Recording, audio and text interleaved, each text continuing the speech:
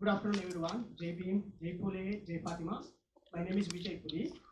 I'm a founder and executive director for South Asian Dalit Advasi Network. We are very thankful to everyone for joining us today in this special event. We are going to have wonderful people here today.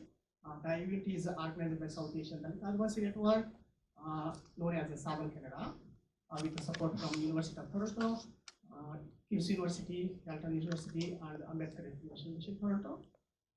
We have hosts Vaishali and Navya here today with us. They are going to take the host roles. SADAN is a non-profit civil rights organization that works for Dalit, Advasi, and the caste oppressed people among the South Asian and diaspora in Canada. SADAN advocates for the Dalit rights and against all forms of caste discrimination in Canada. I would like to mention a few rules here. We request everyone to respect each other, especially speakers, panelists, and organizers. Any kind of rude or inappropriate behavior is not tolerated. We have lunch from 1:30 to 2:30. We have washrooms right up there, so just you can use it. We have great event scheduled today. You can find it in the flyer, your event.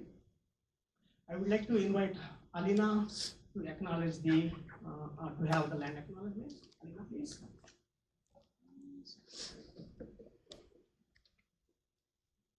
The City of Toronto acknowledges that we are on the traditional territory of many nations, including the Mississaugas of the Credit, the Anishinaabe, the Chippewas, the Haudenosaunee, and the Wendat peoples. It is now home to many diverse First Nations, Inuit, and Métis people. The city also acknowledges that Toronto is covered by Treaty 13, signed with the Mississaugas of the Credit and the Williams Treaty, signed with multiple Mississaugas and Chippewa bands. Thank you.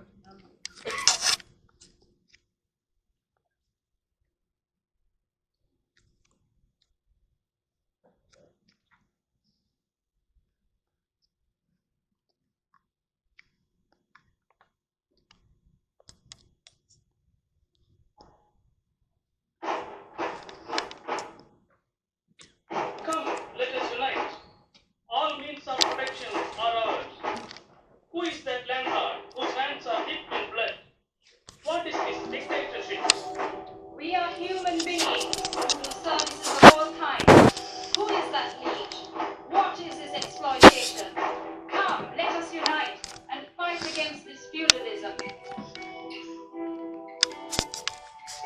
We are a family full of land, a life with many patches, a house without roof and walls, a rice pot without bread. Fields are wet with our sweat, and landlord's treasure is gained with our labor. Starving stomachs are left for our children. Come, let us unite.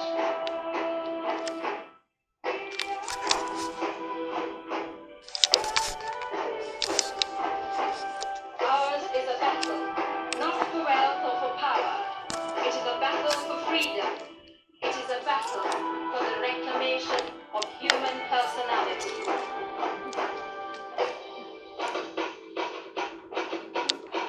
Cotton fields that reap gold, Drown that crop like fresh milk, honey-dripping sugarcane fields. they will be dead in the womb without your sweat. Oh, Dalit, how come your blood is drained in the same field where you shed your sweat?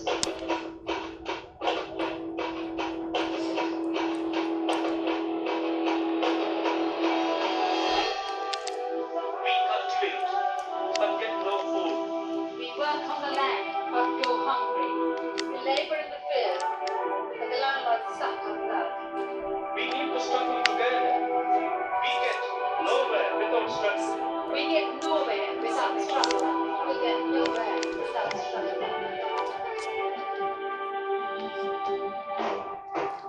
In the temples, schools, and markets, in cinema halls and hotels, our breath has touched his pride, resulting in insults, attacks, and atrocities. Oh, Dalit, who built these temples and schools?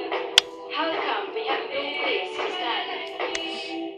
The women in the bed banks and the newborn are raising the war cry. Oh, Dalit, lift up your fists, raise your voice, and make a promise.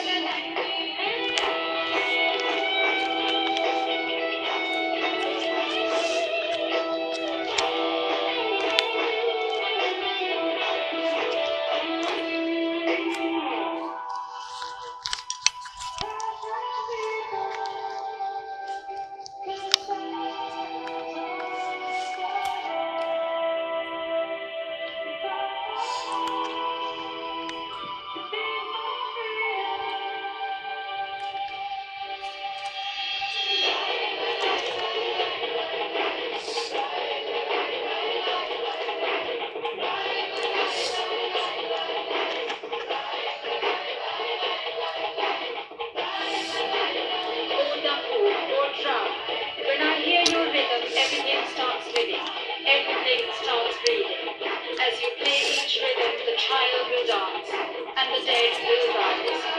Or die, or drown, nothing will move. No one will love without rhythm. You are life, you are spirit, you are the rhythm of life. The dead will rise, and the oppressed will laugh for joy, but the powerful will be brought low, and must share or die. Blood is tearing at the edges. The love in my heart has burnt out. I have no friend. But even though all is dead, hope is still alive. How can I nurture this undying hope? Ours is a battle, not for wealth or for power. It is a battle for freedom. It is a battle for the reclamation of human personality.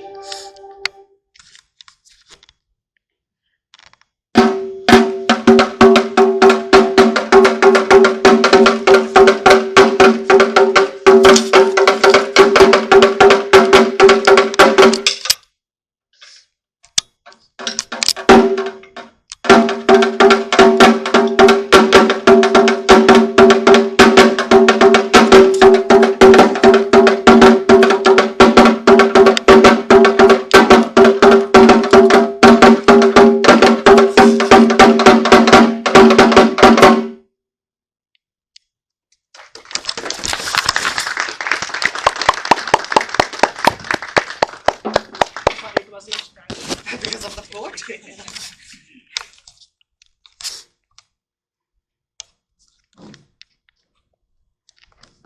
The song we hear, a drum you saw, is closely connected to Dalit community and their lives and culture. The drum is called Para in Tamil and Dappu in Telugu and Kannada, which is considered as an untouchable and improved instrument by dominant caste people and mainstream community. But it has a long history that tells about the Dalit people, their struggle and their stories. The drum became as a resistance for the Dalits and anti-caste movements in India since many years. We can see the drum beating and dancing on the stages where the revolution starts. We all are here meeting here today to celebrate the Dalit History Month and Dr. Ambedkar birth anniversary that falls on April 14. We also observe Mahatma Jyothirao Phule's birthday, which is on April 11. The both leaders are anti-caste crusaders who tirelessly worked against the brutal caste system, discrimination, and upliftment of the Adivasi, Bahujan caste suppressed and women in India. Dalit Month is an annual observation to remember the Dalits in history. So on behalf of SADAN, I would like to thank our every ally, organization, and individual who extended their support to us in Toronto District School Board Caste Equity Motion. The support you all gave us unforgettable, and it gave us hope that we can make the miracles and histories together, united and strong. Thank you very much, and thank you. Wishing you all a very happy 132 Baba Saheb Ambedkar Jayanti and Mahatma Jyothirao Phule Jayanti. Thank you very much, Vijay Bhai Sahab, for lighting up the event by the beautiful melody of Paul Feet. The way the song conveys emotion was incredible. We all are impressed by your insight you gave on the Dappu. I'm pretty sure we are all proud of our history. It is admirable how well you played the Dappu. Your effort to strengthen our culture will be surely noticed by all of us here.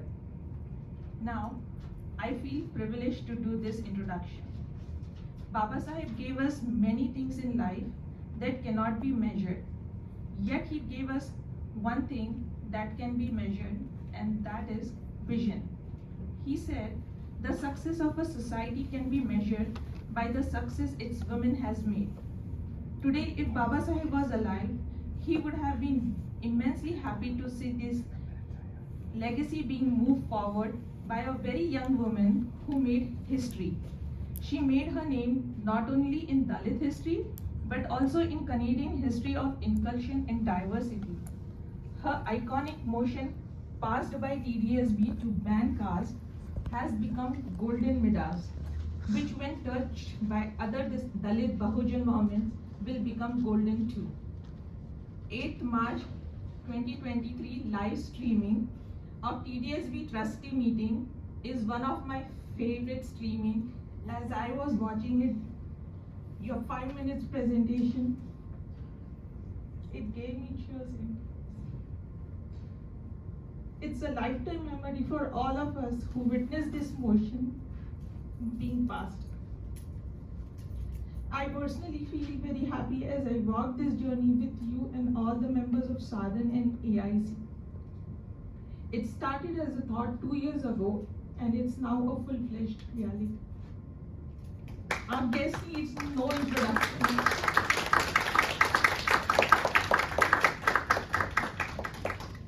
I request you all to give a standing ovation to Yalini.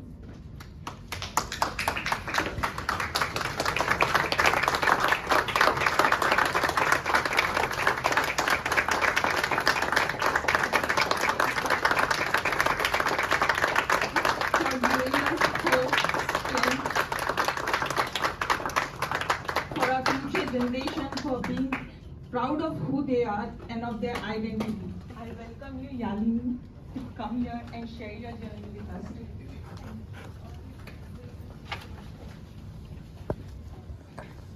Thank you so much. I don't know if I deserve that introduction. I don't know if I deserve your tears, but I do appreciate it. I'm at loss for words, and I'm here with my husband. He knows that I talk a lot, but for the first time I don't have anything to say because I'm shocked. A month ago, I think, at the TDSB, yes, there was a lot that I had to share that day, and I think that was rage. So much rage built up that I think the words just came flowing out. But today, preparing for this event, I was kind of at loss for words because I felt like the rage had eased, and we're kind of in this moment of celebrating what we had all achieved. But I really had trouble kind of putting down some thoughts. So I'm just going to share a few things that came to mind. But truly, I'm at loss for words coming here. And Vaishali, after your words, I'm reflecting a lot, and I don't know if I deserve it. But I'm extremely happy to be here. This is my first Dalit History Month, and I'm incredibly honored and happy to celebrate it here with a lot of individuals. I'm looking around the room, there's so many individuals that were crucial to the win that we experienced a month ago. Many of us came here as first I'd like to acknowledge my settler privilege to Indigenous communities whose land I continue to benefit from. Many of us came here as settlers, immigrants, or refugees, but I'd like to acknowledge those that came here involuntarily as a result of the transatlantic slave trade.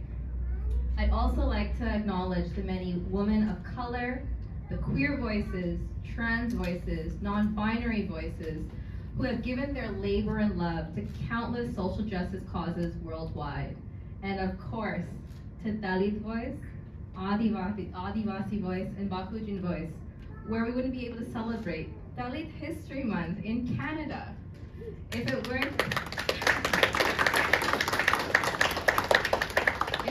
for that generation of leaders and activists that first defined caste oppression in their homelands, imagining the extreme violence that they would have faced to have their demands heard for more equitable and inclusive communities. But then we come to this land and we continue to raise awareness. I think that takes a lot of courage, especially when we live amongst others that may not be aware of it.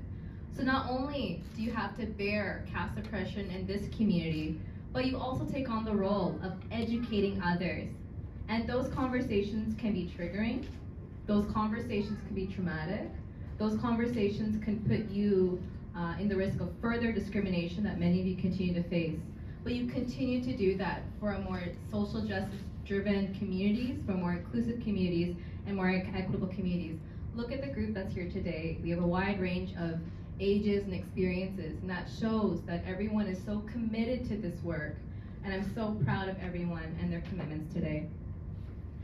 So why are these acknowledgements necessary? I find that in order to truly understand the power and privilege we have, we need to do this type of inner reflection and recognize that. And also, we look at one system of oppression, it's also linked to other systems of oppression. And when we dismantle one, we dismantle another. We understand caste oppression and its impact on anti-blackness, how that leads to shadism in our communities, and then further anti-black racism. We understand that when it comes to when we discriminate against Adivasis in our homelands and the beautiful cultures that they come from, how does that impact how we view Indigenous communities on this land when we benefit from the continued oppression of Indigenous communities? So when we talk about caste oppression, a few might think that this only impacts a small community, but it does not. It impacts all of us, and we are all connected to this work. One thing about me that I take great pride in is I'm also a performing artist, and dancing has been a huge part of my life. I use dance to talk about history, to talk about social justice, to talk about culture, and to talk about resistance. And I'm a Bharatanatyam dancer, and I think that itself is has a long history of pain, of silencing, again, of those without caste privilege. And I think it's important that every Bharatanatyam dancer understand that this art form was appropriated by hereditary dancers, by dominant caste groups, and that history, again, is often silenced. So I think it's important that I also reflect on that and their contributions to this art form. Vijayana very beautifully presented Pare today. Pare is such a powerful form of resistance. It was an instrument that was used to talk about announcements that was happening in the communities when war was coming, any message from the kingdom. But how was such a beautiful art form taken and then made to seem as something that wasn't of value? But as one artist, I think when I see a Pare performance, I recognize the technicality, the beautiful artistry that comes from it, and it's not any less valuable than Bharatanatyam. And it's artists like Vijayana, and I've heard that Darshan's also speaking about Pare today, and it's through artistry like that that we reclaim that instrument and give it its importance that it deserves. So I'm grateful for another individual, and that's my dance teacher, who is a Tamil trans woman that is not Brahmin, that majority of those take up in that field. And it was my dance teacher that first allowed me to have conversations about caste for the first time. It was in her classes that I learned about Tande Periya, and it opened up conversations about caste. And growing up in my household, I'm from a caste oppressed background, but from a young age, we never really spoke about it. And I think in my parents' eyes, they taught me a lot about what it means to be Tamil, what it means to be to show resistance to and the importance of resistance and protest and advocacy, but they never spoke about our caste and identity. And I think it's because in their eyes they felt that when we don't talk about it, we don't give it power to control us and dictate us. So I understand that in their way they were trying to protect us, but it is harmful when we don't talk about it. So I'm grateful for the time I spent with my teacher for allowing those conversations to take place. I also want to recognize that, there's so many emotions that happened in this journey, emotions. And emotions are a powerful thing, and we recognize emotions when we do that reflection. And there are many different activists who use emotions to fuel their advocacy. So Bell Hooks wrote a whole book on love, and how love could lead to stronger communities and social change. In Tamil, we have this phrase called Rautiram Paraga. It's one of my favorite things. And what that means is get angry. Oftentimes we're told, oh, don't get mad, learn to adapt. But here's this person telling us, get angry. Because anger is such a powerful tool when we use it correctly, and that will fuel positive change. And how much rage do we have in this room? How angry do we get when we see things happening in our community? Our very own Dr. Ambedkar said, be educated, be organized, and be agitated. Another emotion I thought is very interesting is one of our own favorites, Dayamoni Soundarajan, and she often talks about healing in her advocacy for caste equity work. So I feel like in this process, we've experienced a lot of different emotions. When I think of myself in this struggle, I don't only think of me. I think of kind of the ancestors that come before me. As someone that's Ula Tamil, my ancestors represent resiliency. They represent resistance to oppression they faced for being Tamil. And that makes me even more proud to be Tamil. I think the thing that I was targeted for, my identity, makes me appreciate it and love it and feel more empowered because it's my identity. So as I continue on this path of reflection, I also recognize my caste oppression. So what does it mean to be a daughter of Tamil refugees from a caste oppressed background living on occupied indigenous land? And this is when it becomes harmful when we're not aware of what caste is. When we're not aware of what it means and how it can look like on this land, then we get too used to its implications. For example, when it comes to racism or sexism, we know that it makes us uncomfortable. From a young age, we sense it, but we're not able to describe it because when we're not aware of what that can look like. Once we define it, however, we're able to take its power away and we're able to challenge it. So some of us may have been in circles where, depending on what you eat, your skin tone, people asking, okay, so Ningendur, or where are you actually from back home? These are all very casteist things that folks have used towards us. And by not talking about it, it becomes really harmful for especially young students that grow up and may naively answer these questions, not knowing the implications it carries. And I think that was one of the driving forces behind this motion. How do we ensure that none of our students, none of our kids growing up in North America ever are put in a situation where they're not able to advocate for themselves, where they feel that they are not empowered by something that they have no control over? Because we want kids to embrace all aspects of themselves. Just like how we saw the reclaiming of the pare, we want to see kids reclaiming their identities and not being ashamed of anything. So how did this all begin? I was speaking to a mentor of mine who wishes not to be named, but they were my safe space when I first discovered my caste background. So when I went up to them and shared, this is my caste, they very delicately explained what that meant and allowed me to ask questions and learn more. This was also the time that I first came across a Washington Post article about talking about what engineers in Silicon Valley were facing when it came to caste discrimination. And that's when it struck me. Why don't we recognize caste discrimination in organizations and workplaces and institutions like the TDSB? This conversation took place in May 2021, which was almost 2 years ago, and that's how long it took us to get here. This was when I was starting to learn about my own caste background and the implications of caste, this discrimination, the violence of it. And it was this mentor's advice that said, Equality Labs is doing a workshop series on unlearning caste supremacy, and he asked me to go take it. And I think a true mentor is supportive of your ideas, but a true mentor also acknowledges gaps and gives you advice on when you need to learn more. So I took this workshop, actually John and I took this together. And I truly at this time want to thank Dane, Maureen, and her team at Equality Labs. I have so much gratitude and respect for Dalit labor and being so crucial to my own learning, especially in the diaspora. She's constantly at the receiving end of so much violence, but her unwavering commitment to caste equity has fueled so many wins. And it's kind of an unusual way the world works, where I read about her in an article and now I'm having this training with her, and even to this day she's been so supportive for a lot of organizing spaces. And usually in organizing, I'm part of groups that have a lot of rage, but for the first time, Dan Moni was the one that was telling me, this can actually also be healing. It can also be an opportunity for us to heal our generational trauma and find the answers that we're looking for. So in April 2020, I approached the Director of Education at the TDSB and I pitched the idea of a motion like this. And why this happens is because at the end of the day, it's staff that's going to be carrying out this work. So having their support is extremely crucial. And our director was very supportive and believed in this work.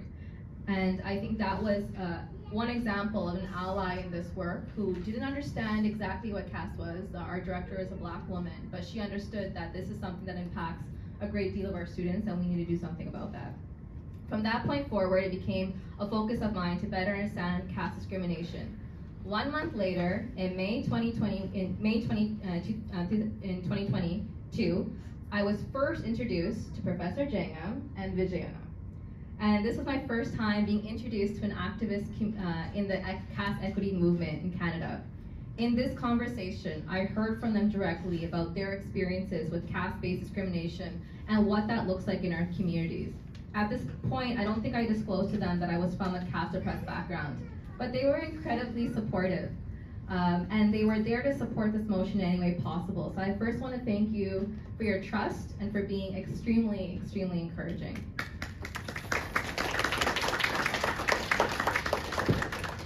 So in October 2022, we met with more communities from families, and the first draft of the caste discrimination motion was presented. We didn't want this motion to be performative, but really address a gap that we noticed. So the gap was that we noticed that there were many instances of caste-based discrimination. But when we went to the Human Rights Office and asked them, how many cases are happening, they shared that there is no category for it. So it's being recorded as race or religion. That doesn't make sense because we know that caste is its own form of discrimination. So that's when we knew that we need to create this mechanism. In February 2020, the motion came forward and it passed at committee level. We had 1 month to ensure that this motion was passing at board. And one thing I realized was that there were many trustee colleagues that were unfamiliar with caste, but knew that as it impacted 22% of our students, that they had to do something. I was excited and optimistic until we heard from opponents. I was confused. Why would anyone oppose something that is striving for equity and inclusion? This is a motion based on anti-oppression. A lot of was taken out of context and words were used against me. I had shared in the committee meeting that I was caste oppressed and saw this as opponents trying to silence and intimidate me through casteist moves. This is also when I reconnected with SADAN, Vijayana, and Professor Jackman, and I shared with them the motion had passed, and they were so excited. And I really want to thank SADAN. I want to thank Professor Jackman again, Vijayana, John, Vaishali, Alina, and Shika. SADAN really mobilized and activated a whole new community I've been getting the pleasure of meeting for the first time today. So many activists from different disciplines, so many faculty members and social justice advocacy groups, labor groups. There are really true strengths in this motion. The first, the solidarity and inclusion. I have never experienced this much solidarity in my life. The Dalit voices, the caste oppressed voices, the allies that came out in numbers and showed their support through social media and letters of support. Voices like John, who shows so much courage by coming out, not just as a queer voice, but a queer Dalit voice. I can't imagine walking a day in your shoes, and I want to acknowledge your advocacy and Dalit voices that have intersecting identities that make it so much more harder to navigate in this cruel, cruel world. Another person that I have so much respect for is Dr. Shaista Patel. In my own path of discovering what caste discrimination looks like in this side of the world, I came across one of her panels she did, I think with Nitya, I think 2 years ago, and I started following her on Twitter, and I just learned so much from her. It was only a few weeks ago that I realized that Vigilante is actually you, and it's crazy how it brought together such an amazing group of people. So in those next 3 weeks, from committee to the final board vote, I was having a lot of conversations with trustee colleagues, and so many of them would reference these letters. And it shows the power of voice and for speaking our truths, because the world is listening. We heard the vote, we then went into the board meeting and we updated our vote, our motion. We knew it was bigger than education in Toronto. We saw the many people that connected to this work and were impacted by caste discrimination. So we decided to elevate this to the Ontario Human Rights Commission. And we are asking for a partnership that would allow this framework, that would allow them to provide this framework to allow organizations, not just in education, but across sectors in Ontario, to recognize caste-based discrimination.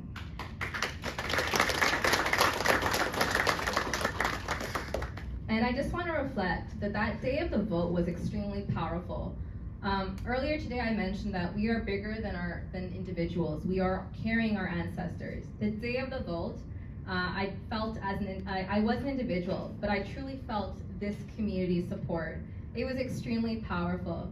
And I came back to Dave Modi's approach about healing.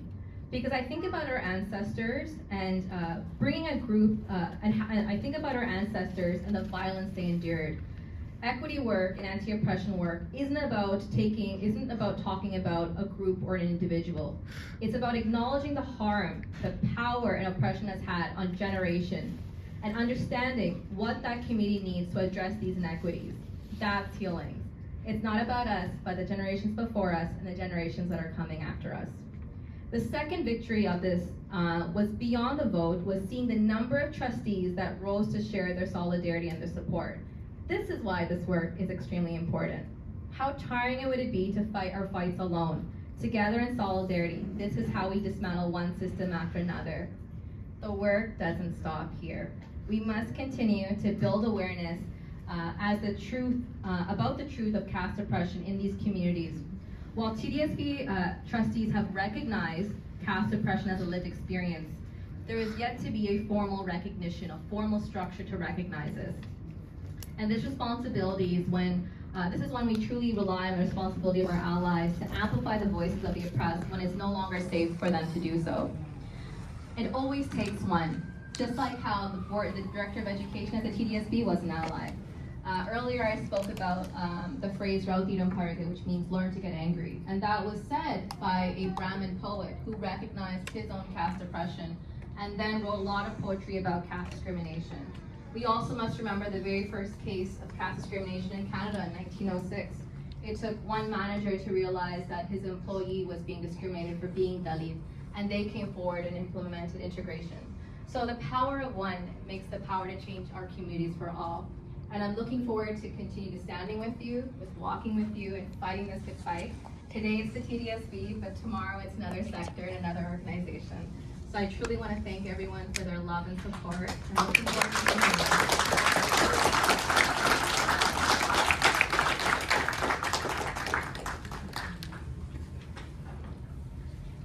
Thank you very much, Yalini, for the wonderful and remarkable speech. I want to acknowledge that you've done some really, really brave work at TDSB and acknowledging the Dalit, Adivasi, indigenous communities, and your ongoing work on caste oppression. Yes, we shall all be angry and agitated, and we cannot wait to see you perform Bharatanatyam at some stage as well. And I've witnessed the record, I've seen the recording on YouTube while the vote was being made, and you were on fire that day, and you have also responded very appropriately to the people who were opposing the mandate. So I'm really glad. It was an emotional day for all of us, and we were shouting on top of our voices when the voting came through. And yeah, we all agree with you that we must continue to work together to bring more awareness on caste oppression. You're a true inspiration for all of us. A big round of applause for you.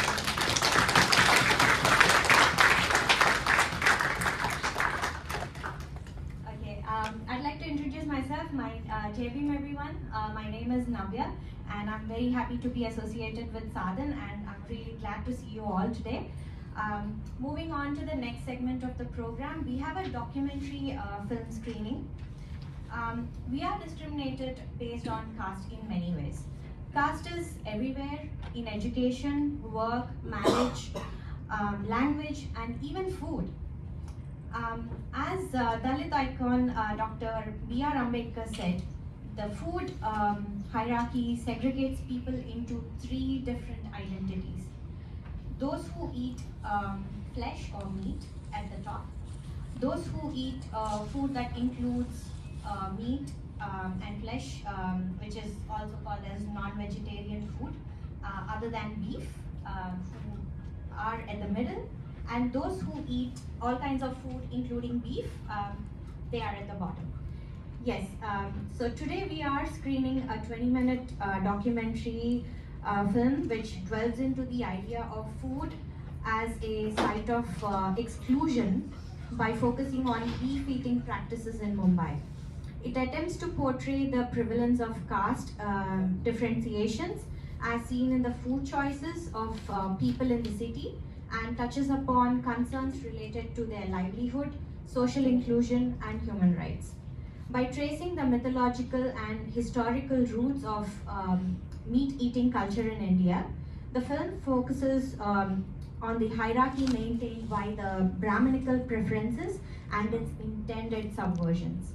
This is seen in the stand taken on dealing with the political economy of the leather and meat industries. The film also follows the ruptured background of universities' caste politics over the demand of inclusion of beef in institutions. It observes that many restaurants in Mumbai offer beef delicacies but off the menu. Thus, the film reads caste on the menu card.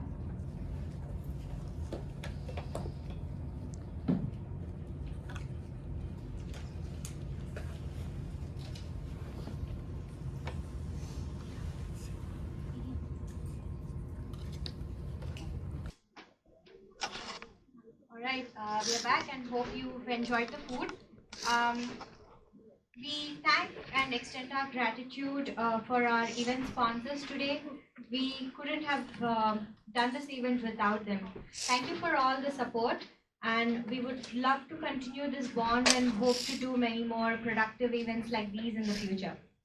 Now I would like to call Dr. Shailaja Krishnamurthy, who has been appointed as the head of the Department of Gender Studies at Queen's University, onto the dais and say a few words.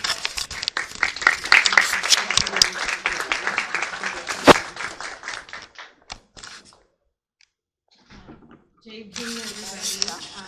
I am so honored to be with you all here this afternoon. It has been an incredible event so far, and the food was amazing. And I would just really love to thank all of the folks involved with SADAN who put this together. I'm really happy to be able to offer some support for this event on behalf of my department, but I'm hoping to see, as we grow momentum for this movement, that we're going to have more support for the kind of activist work that this community is doing, and also more support for the kind of research that is really needed to support the fight for the various motions and in TDSB action, the OHRC action. I think the thing we hear over and over again is that we need data, and I'm really excited to be able to offer some support to that work through my own capacity as a university professor and within my institution. And that's a small part of this process. The most important part of it is all of you and what heart and energy and passion people are bringing to fight for Dalit rights in our communities. So I just want to thank all of you for being here.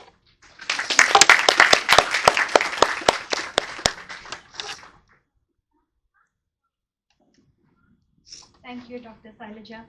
And next sponsor we have is Chinnaya Janga, who is an associate professor at Carleton University. He teaches in the Department of History. He is a historian specializing in modern South Asian social and intellectual history. Thank you.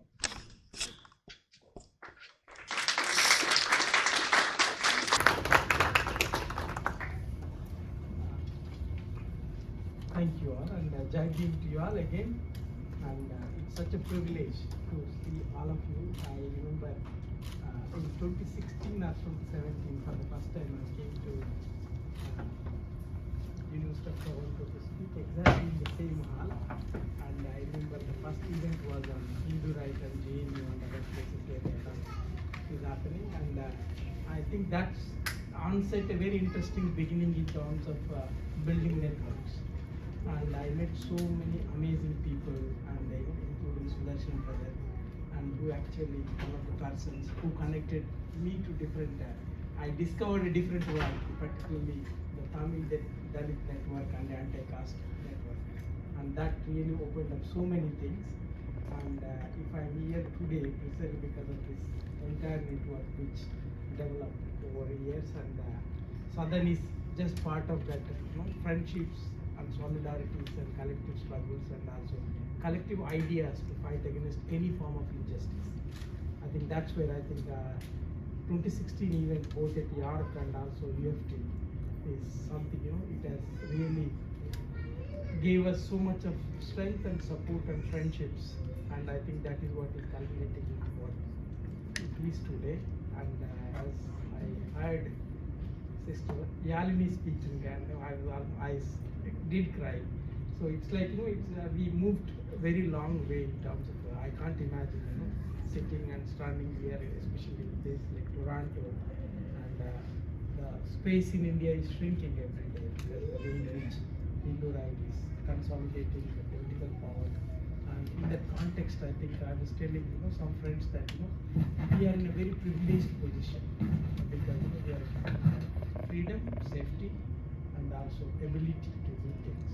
I think as fighting against injustice, you don't have to sacrifice much.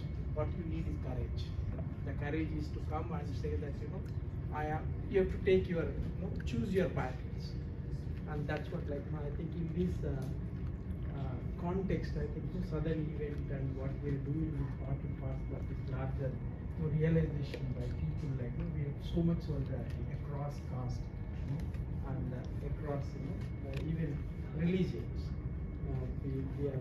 We are able to build networks with both Muslim friends, Christian friends, and Buddhist friends, and these are all the ways in which we are collectively realizing the fight against injustice both in India and abroad.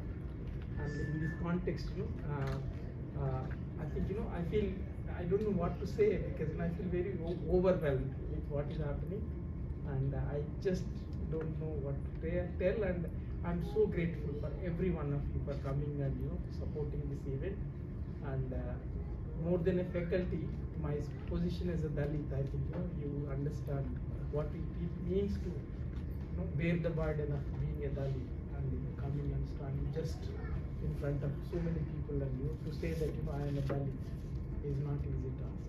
And I think that's what the TDSB motions historic momentum is, that so many people are coming out and telling that it's so heartening. Can you put a little bit closer? Yeah. Can you hear me? No? Yes. I'm sorry. Yeah, it's so heartening to see many people coming out and talking to us and identify. I think this is what is all about, the history and the struggles, and why we celebrate this event specifically because of that.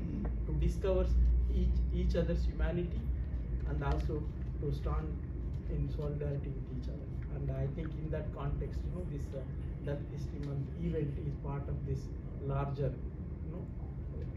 idea of knowing our histories and celebrating what we are as human beings, and we can all fight. That's what Yalini's speech, I remember it. One person you need. We had Yalini on marching, and I think this is what is important. That and I'm so grateful for every one of you, and thank you so much. And more than me, I think brother Vijay, and it's like he's a one man army. I just. He just calls me Anna. So he just he calls me and says that my role is only an advisor, because of my own commitment, everything. And if there is any foot soldier for the southern movement, that is brother Vijay. I am very grateful for it. I would not have realized this, but for his hard work.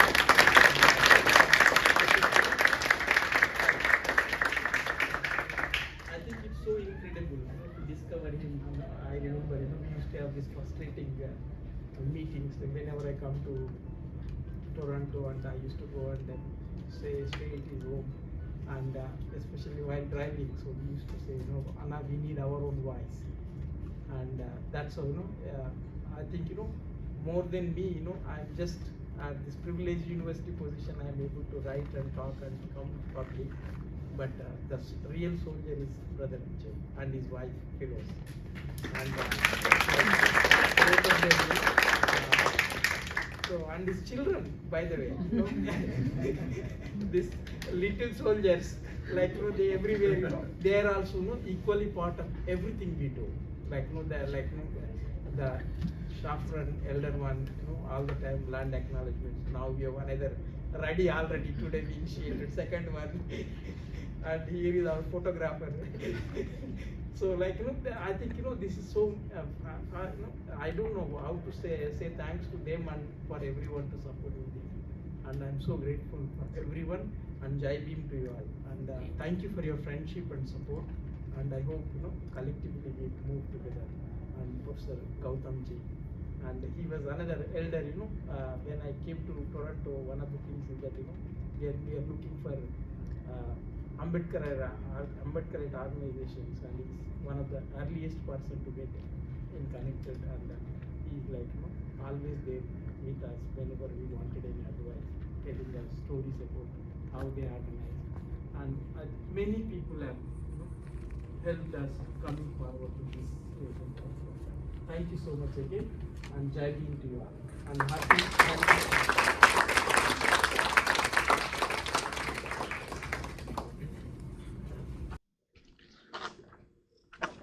Thank you, Mr. Jangam.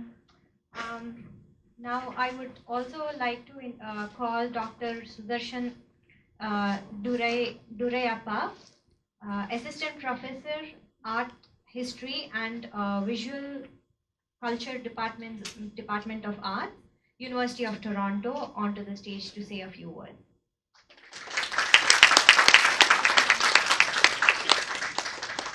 Thank you very much. JB. JB. I'm very happy to be here, but I have to give ode to the food. It was so validating, not just the taste of the food and the presentation, but it was close to my heart that the meat was front and center. And all the vegetarian curries were off to the side. So for the aesthetics of the layout, the quality of the food, and the organizing of today's cuisine, I would like you all to give a hand to Sister Vaishali.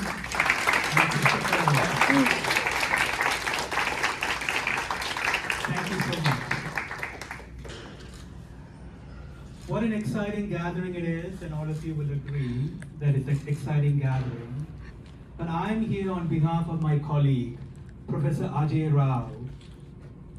And with Ajay Rao and many of my other colleagues at Aparna Sundar and many other colleagues here from U of T, we would like to lend our full-time support and unquivering voice to amplify the work that has already been done. Most of you are extremely familiar and intimately aware because it was all your emotional labor that brought us to this place. So thank you all. Without you, this would not have happened. 2-year plus investment of Yalini, so many years of investment by SADAN and SADAN's membership. There's a group called, Caste Equity Group, which is 30 plus, that mobilized so many from TDSB, from faculties of law, from students, from grad students who did all the hard work, so it was incredible. And then there's another group called DLM, Dalit Life Matters, which is 35 plus. So, Professor mentioned, who are the soldiers? These are the soldiers. So we salute you all, you in the room, and you beyond our borders. Even the international borders were just nebulous and porous. So Temoli from US, caste equity programs from the UK, all of them are still working with us. So more wins to come. Speaking of more wins to come, I am beyond having a dream. I think we have a plan, and SADAN is at the foreground of this plan. And the plan is to make caste a protective category in Canadian universities and colleges, and schools, and places of employment. So this is a plan that SADAN is at the forefront, to chart the course. I would like to conclude with the inspiring words of Dr. Ambedkar. We must stand on our own 2 feet and fight, and fight, and fight. As the best that we can do, we have to fight for our rights. So let us carry on our agitations, our murmurings, our dissonance, our voice of dissonance, and organize our forces. Power and prestige will come only to us through struggle. JB. distinguished panelists. For this, I would like to invite John Doppelin to facilitate and take over. John?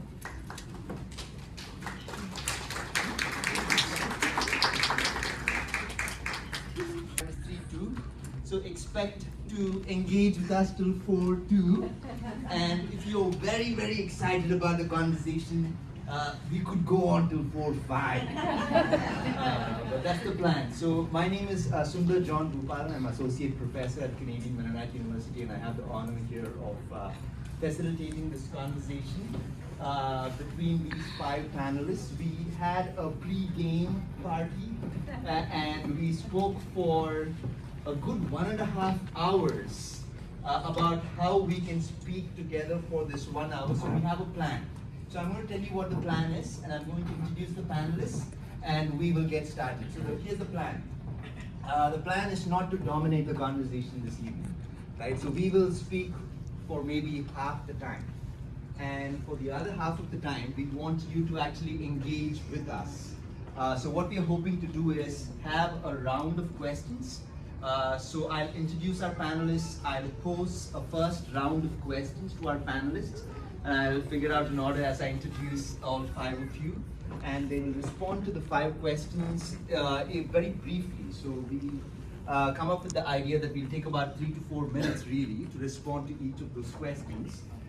So that's where we need you, because what we are hoping for is a really great conversation between you and us, the panelists here. So pay attention to those 3-4 minutes when they're talking. Make mental notes, make physical notes, whatever is good for you. And as you hear them, you will soon realize that we actually come from a rich set of experiences across gender, across religion, across region, across various kinds of Dalit differences. And you will have the opportunity to then phrase questions. So after the first round of questions, what we will do is we will pause in the conversation, and then we will invite you to maybe take about 5 minutes to talk to each other, to maybe process some thoughts that are coming up for you as you hear the panelists. And once you talk to each other for about 4 to 5 minutes, you'll have a sense of, okay, I have 10 questions, maybe I can choose one. Or maybe you have one question, you're like, maybe that's not a question, maybe I don't need to ask it. Or maybe you think, okay, that's half a question, maybe I should make it a question and ask a question, right? So all that. So I'm going to stop talking here for a little bit, get into introducing our panelists. And panelists, I'm going to pose my questions to you. And I'm going to invite you to take really 3 to 4 minutes to respond, maybe get at one thing that is important in the conversation for you as you hear the question, and that will give us all the opportunity to engage with the content. All right, so I'm going to introduce them simply in the order that I have in my Word document. So that is not alphabetized or anything, it's just in the order that I cut and paste on my Word document. So first is Dr. Chinaya Jangam, Associate Professor, Department of History, Carleton University in Ottawa, Canada. He writes on the social and intellectual history of Dalits and anti-caste movements in modern South Asia. His book, Dalits and the Making of Modern India, published by Oxford University Press in 2017, presents the critical role of Dalits in the imagination and making of modern India. His translation of the seminal text, Gabilam Bat, by Gurram Joshua, father of Dalit literature in Telugu, is published as Gabilam Bat, a Dalit epic by Europe Press in 2022. I'm going to ask you to save your applause till I've introduced all 5 panelists, and I'll invite you to applaud for our panelists and welcome them, and we will have an opportunity to engage with each other. Our second panelist is Dr. Shaista Patel. Shaista Aziz Patel identifies as a Pakistani Shia Muslim feminist. She works in the Department of Ethnic Studies at the University of California, San Diego. Darshan, our third panelist, just wave out so we know who you are. I have a feeling we know the first 2 panelists for now, but that's Darshan there. Darshan, if I butcher your name, you need to correct me, you need to cancel me right here. Darshan Dhanabhakyam Sivahurunathan.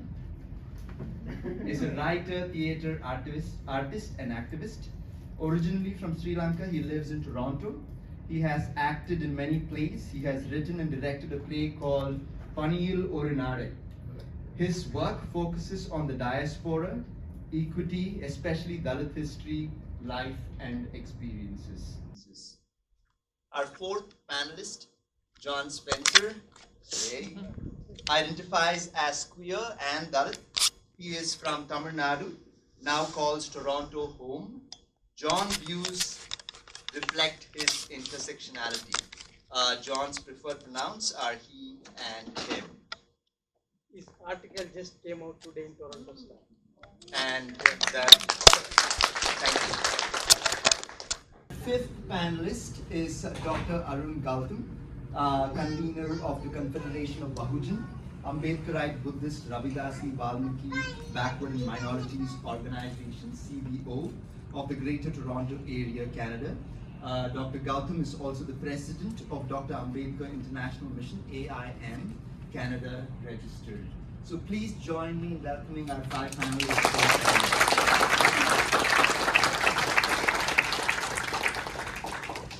All right, so I am going to ask my 5 questions to the 5 panelists in the order that I introduced them. My first question is to you, Dr. Jangam. It is a simple, straightforward question. What does it mean to be a Dalit academic in North America? Thank you all again. Thank you, John. Yes, it's. Can you hear me? Yes. Yes. Thank you. Just place the thing closer to your mouth. Yeah. Wonderful. Yeah. What does it mean to be a Dalit academic in, particularly in North America and Canada? Because I started my career in New York City. I was basically after finishing my PhD at SOAS in London. So I went to do postdoc at NYU. So I was in NYU in 2005-2006, and I remember, first few months, I was lost, basically looking at, overwhelmed by the American, the dream, American dream, because I remember every Telugu thinks that the moment you land in America, you start, drinking milk and leaking honey. So that's what their whole perception is. And I used to go to these places, and they used to look at me very strangely. How did you come? Many people used to ask me. I used to say exactly like you. Because how did you come means because my name, the moment if you're a Telugu or South Indian, the moment you say I'm Chinnaya, they know that my social location. So that's why all these doctors, software engineers used to get surprised. And some people, in fact, they used to say, is it Chinnaya or Chinna Reddy? Because they are very confused. How can Chinnaya can come? Chinna Reddy should come. So that was very strange. I remember, both in New York City, for my years together, I had this struggle, how to look at myself. And one thing is that I don't work on history of medicine or history of science, right? And I work exactly on Dalit history, where I come from. So it is I can't escape. It is all over everywhere. I'm walking history. So and that's what I used to have a lot of kind of what do you call it? It's a strange feeling that you belong but don't belong. You go to these gatherings where they all know where you are, and they used to wonder, and many people used to watch with a lot of what do you call kind of suspicion. Where will we go? I remember, after my postdoc is over, and I was basically packing up my things and going back to India. And there are many nice well-wishers. I remember, particularly in NYU itself, Arvind Rajgopal and Anupama Rao, if you're familiar with, she writes on Dalits. And there's another friend called Sanjay Reddy who teaches at New School. They were hell-bent up on saying that, Chinna, you should not go back to India because there is no Dalit academy, and you got a chance, you must stay back. And I till December I didn't think I want to be in America. So So, but in December I started looking, and somehow I applied here and there, and I got in this very small liberal arts college. But before I got a job, am I taking long time to tell? I would invite you to. Okay. Yeah. So basically, to cut the long story short, what had happened that when I was still waiting to go to India, and many people used to think that in fact, white academics used to ask, "Do you have a job in India? Are you planning to go back?" And I said, "I don't." So I was like, I used to smile at them. You will know the plan afterwards. Like 19th century America. Like we walk into classrooms everywhere, like these are, oh my God. So then I was like completely shocked, and again racism added to that, and I remember this is in Staten Island. So Obama got elected, and a lot of violence against blacks everywhere. Every time I go out, I used to fight and come. Like a grocery store, to anywhere I go, because some racist will say something, I used to get angry. And I used to say, you are also immigrant, I am also immigrant. So like, but it became very emotionally difficult, and we thought, I have a young son, don't have established network.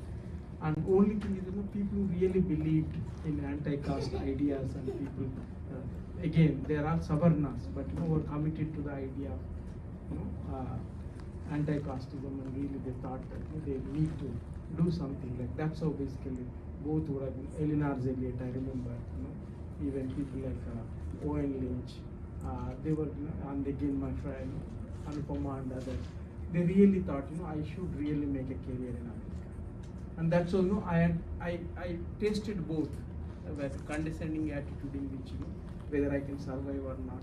But there are good Savarnas who really believe that, in what I do has a value, and they thought. So that's how, that's why for me, the solidarities are very, very important. And recognizing that and finding friends and friendships is very, very important part.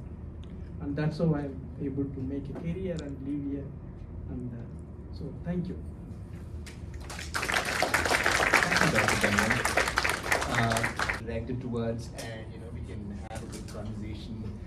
Some of the things that struck me were just the presence of the Dalit body, how affirmation works, the lack of social networks, and the beauty of it when it does exist. And we'll come back to all of those good things. My second question now is for our second panelist, Dr. Shaista Patel. Caste works in intersectional ways. It's not predictable. You think it works in this way, and then it works in another way. And you think it works in another way, and then it works in another way. Right? What does that mean? To say that caste works in intersectional ways. Thank you so much. Hello everyone, Assalamu alaikum and Jai Bhim. I just want to say, I want to begin with saying thank you to Vijay Bhai and Professor Chinaya Jangam for inviting me. Up until the last time when we were talking about the discussion for the panel, I was like, I should not be on this, because as a Pakistani, I know that caste is not a site of genocide in Pakistan, or at least it is not a site of genocide in the way that it is in India or other Hindu-dominant societies, in South Asia. But one of the things that's, again, really important to me is, when caste came on the scene and it became cool to publish your books on caste, one of the things that started is that Savarna started to go look for their authentic Dalit, and they had this idea of this is what a Dalit should look like. And those of us who, know our histories and knew that, I knew that, my mother and, her sisters would joke that they would say in Urdu, "Hame kya pata, hum to chamar hai," like, what do we know? We are chamar. And so I knew this, but the word Dalit is not a very familiar word, and it's a word I learned not long ago. Okay, so there were these histories. My father's family is from Telangana, and mother's family is from Naranganj outside of Dhaka in Bangladesh, and the ways in which they ended up coming to Pakistan, where there was this myth that in 1971, all the Dalits migrated to Bengal, and only the Savarnas came to Bangladesh, which is so not true, because the ways in which caste worked with Shia Ismailism, which not only Dalits converted to, but also Brahmins. So it's not right to say that all Shia Ismailis are Dalits, because that's not true. In fact, those Brahmins who converted were treated worse, and that's another history. And some of us are now reading, Muhammad Iqbal's, who was Pakistan's foremost national poet. His family was Brahmin and converted to Islam, and what happened to him. So all this to say that, we have these, so, one, there's the search for authentic Dalit who must look this way or that way. And then the second thing is, this idea that there is no caste in Pakistan, that there are no Dalits in Pakistan. And, caste in Pakistan works in ways that might not be very familiar, right? So for example, my father and his brother, who lived in Regina, Saskatchewan, and then later on moved to Vancouver, they both worked in leather and tanning industries, and that's the work that they did. Even when they left Telangana, I don't know what work they were doing in Telangana, but then they went to Chittagong. That's the work they did there. They came to Pakistan. That's the work they did they did over there as well. My mother's brothers, who were 5 years old, or 6, 7 years old, really little, in 1971, when they migrated to Bangladesh, that's the work that they did as well. And there was, I think one of the things that might be familiar, and that's why I want to say thank you to Yalini, for bringing caste to TDSB, is because of the lies that we told our friends growing up, right? So in a very fringe way, for a very short period of time, my father did some work in ball bearing, and that completely failed. But that's what I would tell my friends. That's the work my father did. I would be embarrassed to tell them that he worked in leather and tanning, and that his brother continued to do that work in Canada for 40 years. Even though caste in Pakistan, more than occupational ways, it's like a hereditary thing where Sayyidism and Brahmanism both combine, along with Sunniism. So there are so many intersections. And before I get like a side eye from John, I want to pass the mic back to him. But I just want to say that caste does exist in Pakistan, and I think those of us who identify as Dalits who have now started to identify ourselves as Dalit, rather than knowing ourselves as Chamar or these other words, or Achut Jamaat, that's also another word in our community, in Shia Ismaili community, that we would use, that this person is Achut, without knowing, what that meant in the context that we now understand it as, something related to untouchability. I just want to say that, we can do this work with responsibility. So, for example, the jobs that I applied to are in Muslim studies. I don't know if I would be comfortable working in, position that is specifically for Dalit people in academia. So I just want to say to Savarna, who might be in the audience, and Savarna scholars, that when you do work on caste, there's so many intersections, and so many of us as Dalit people who have long histories of various sorts of violence in our families, caste violence. If we can be careful, you can also be ethical in how you do this work. Okay, I'll stop here. Thank you, Dr. Shrestha, for taking Dalits in the room, which was super. By the way, I should say, if you are a Dalit in the room, make sure you introduce yourself to someone and say you're Dalit. At least to me. I had such a great time. Like, wow, all 5 of us are Dalit. That's great. Here's my question to you, Darshan. How does art function as a medium through which caste ideas, casteism, gets entrenched within our communities? Art and caste. Please sit, I'll come to you. Thank you.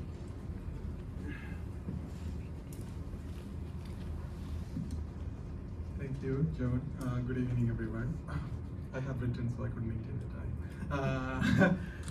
So, ஆதியிலும் புலையனல்ல, நான் சாதியிலும் புலையனல்ல, நீதியிலும் புலையனல்ல, பாதியில் புலையனானேன்.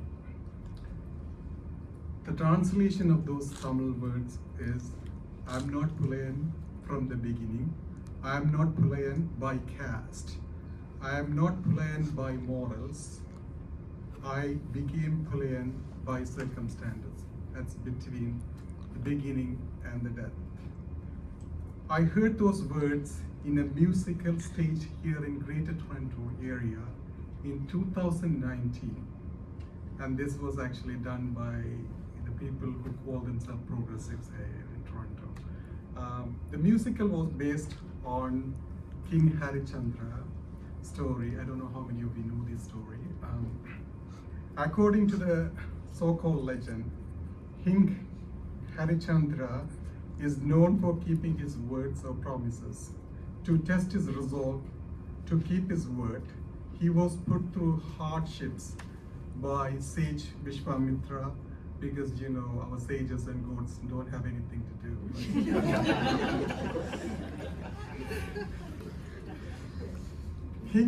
King Harichandra was sold as a slave to a Dalit cremation worker by sage Vishwamitra against his wish. Harichandra preferred to be sold as a slave to a Brahmin. Resenting his position as a crematorium worker, Harichandra sang a lament in the play. The words that I mentioned in the beginning come in the lament. In the same lament, he further sang, "Oru Pulayanukku adimiyai." I had to be the slave to a Pulayan. The word Pulayan refers to the funeral service worker or cremation worker who come from the Dalit community. The whole narrative of the story is casteist to the core. Think about it.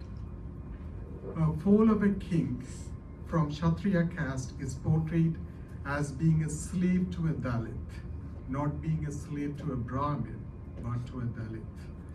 This was the ultimate test given to Harichandra to test his resolve in the story and in the musical. The stories like this, through songs, plays, films, have been spreading casteist ideas among people, which entrenched casteist oppression against the Dalit people in the societies for generations. I don't know how many of you know this. The first full-length silent film made in India is on the story of King Harichandra, called Raja Harichandra. Those of us who come from the casteist societies are the products of casteism, unless we actively work on our minds to decasticize our mind, through reading the works of anti-caste thinkers and reflecting upon their thinkings, our artworks will be casteist and oppressive. And we could actually talk about how to decasticize your mind in the Q&A, and I'm going to stop here. Thank you so much.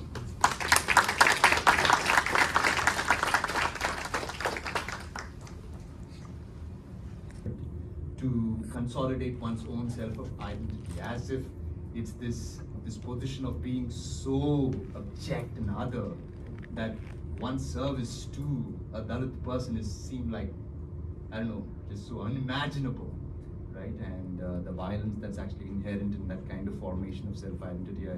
I have so many questions, but already, but I want to save them for later. Thank you so much. Our next panelist, John Spencer.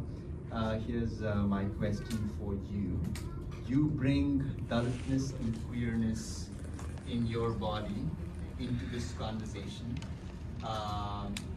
If I asked you something like, how challenging is it to be Dalit and queer? How might you respond to that?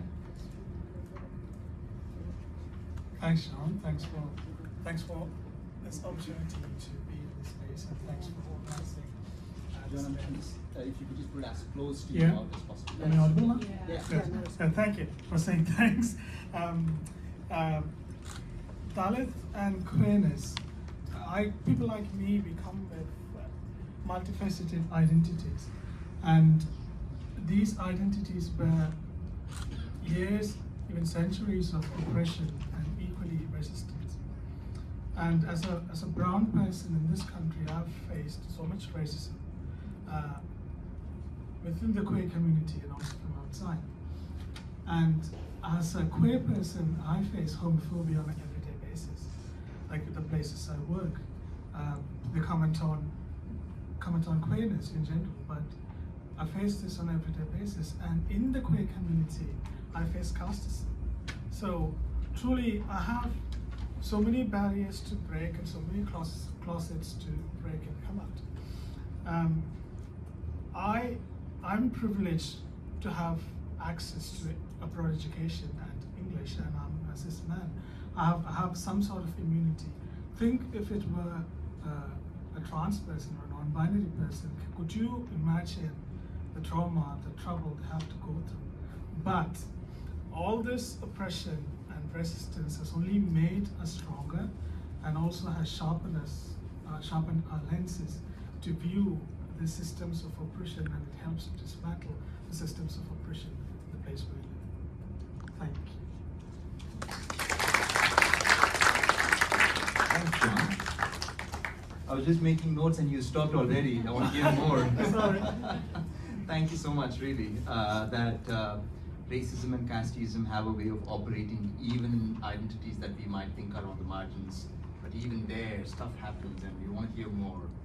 So thank you for bringing that into the conversation. Dr. Arun Gautam, here's my question for you. And it's easy to pass on the mic to you in this position. But before I do that, you want to use the stand, and why don't I invite you to just go to the stand as I phrase the question to you. In India, there have been no visible physical chains. But why are the bonds of slavery, of Dalits, Bahujans, so strong that they are not broken even after 2,500 years? How would you respond to that? Thanks. In this Dalit History Month, they cannot make history who forget the history Dr. Babasaheb Ambedkar. Politics should be the lifeblood of members of all oppressed and exploited communities to prepare themselves to get rid of this problem. Babasaheb Ambedkar, in 1718, when Aryans invaded India, their hierarchy was Kshatriya, Brahmin, and Vaishyas, and superiority and inferiority on the basis of birth, and Kshatriyas could become the king only, and divide and rule was their policy, and leave aside the point of raising the finger against any of his inappropriate steps, killing of Shambhu or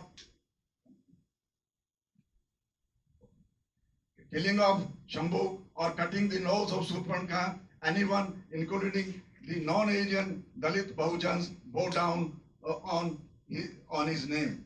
This is what all historians have said about the spiritual victory of Aryans over the Aboriginals. The Aryans, the apparent winners, used this Brahmastra of spiritualism to make slavery of those they had defeated in the battlefield and enslaved unstoppable and immortal, which proved to be a very successful weapon. The two classes, privileged Aryans and defeated unprivileged Dalit Bahujans. And gradually, I will give you one example, then I will stop.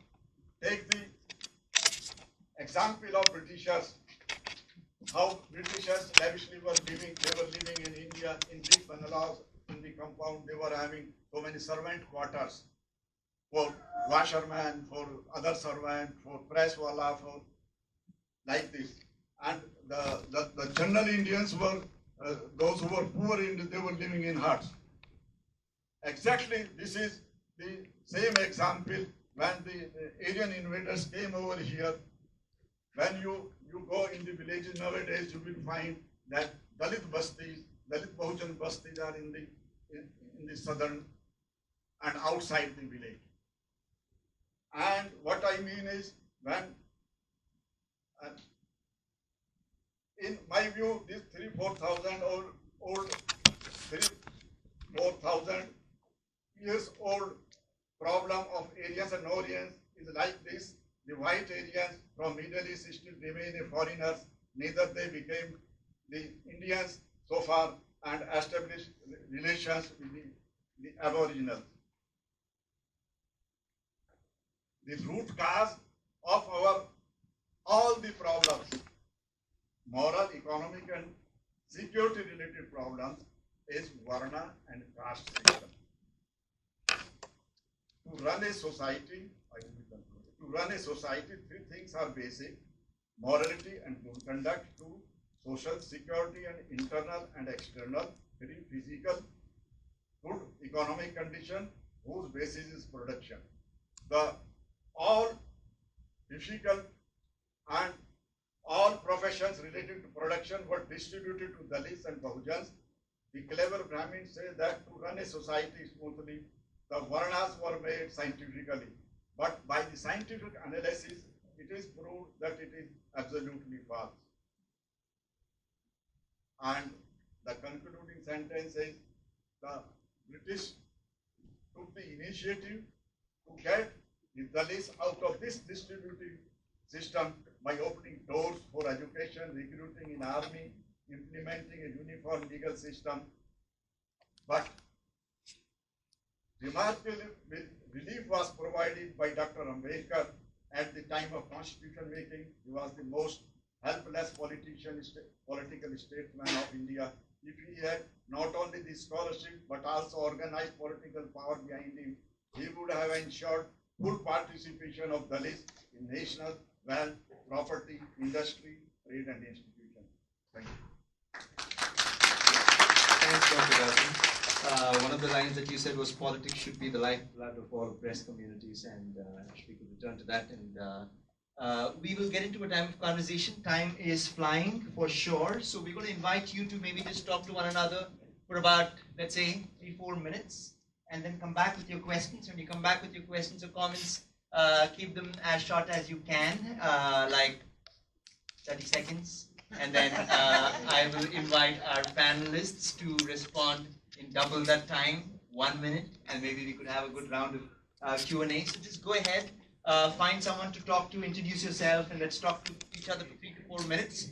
And then I invite us to come back and raise your comments, questions. All right, get chatting. If you have like a general question or comment, that's okay too. Just say that your question is general, and we'll find a way to tackle that.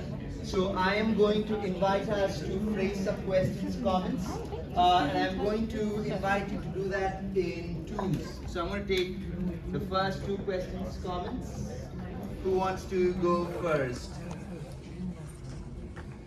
All right, we have 1 question, and I'm just looking for another hand because we're going to take it in pairs.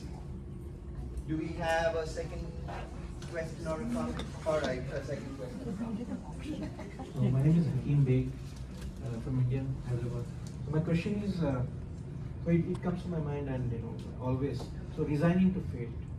So in most parts of rural India, UP now, so people from the oppressed community, especially Dalits, are resigned to fate. They say, okay, this is what we are meant to be. This is happening, and we have to take it as it is. So how do we become the kids who are coming up and studying in universities, for example, JNU or somewhere else in West Bengal? So they have become slowly assertive. So how would that percolate to the masses? Okay, the question about fate, and that was a general question, right? So I'm going to invite, just giving you a heads up, maybe Shaista, Dr. Shaista and Dr. Chinaya to respond to that question about fate. And I'm going to collect the second question here. Yes, you can make a comment. Okay. So that was to the last question which you posed to Dr. Rajakulasingam, was that why caste system is not disappearing even after 2005 years. So it's a comment. So I will take maximum 3 minutes or 4 minutes. Okay. 30 seconds. Aim for 30 seconds. 30 seconds. That's too much. Anyway, maybe I can just pose as a counter question. Why the bitterness of bitter God is not disappearing after so many thousands of years? Thank you. All right, thank you. Good comment, thank you. So we have the question on the table. I'm going to ask maybe Dr. Shaista Patel to go first, and then Dr. Chinaya Jangam to go next on fate and resistance. Thank you. I think Professor Chinaya Jangam would be the best person actually to respond to, and you, Dr. John Wallen, as two Dalit academics in Canadian academia. But I just, I mean, I might be, well, as somebody who's not from India, I would just say that even in, I think resistance also takes different forms, but I think caste violence, for example, also takes many different forms, right? And so, just coming back to Pakistan, in that case, there's this very liberal, popular, rich kid university in Lahore, and there was a caste survey done there maybe a few years ago, maybe a year before the pandemic, whenever that was. And it's, it was really shocking for me watching it, because when I wrote something for a public media, an article on caste in Pakistan, and Pakistan feminists were like, there is no caste in Pakistan, like, how dare you write this? But in that survey, it showed that every single student knew exactly what caste they were from. So from Sayyid to Arain, which is an agricultural caste, even, as a joke, that, Arains eat a lot of onions, for example, that's a stereotype attached to them. So I just want to say that, I think there is resistance, but I also think that, resistance is done in so many ways. I think our presence in some ways is resistance to that caste violence, and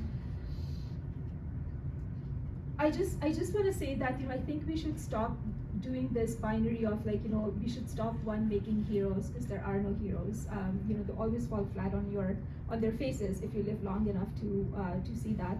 And secondly, I think that our presence in these spaces, our critiques in themselves is resistance, but also it's not that younger generation is any less casteist, or younger generation is more radical. It's just that some have learned the language and are dehumanizing in terms of caste and race in the same ways as their ancestors. It's just that they've learned how to hide it better. So I don't know if I answered your question, but no, Professor Jackman was brilliant. So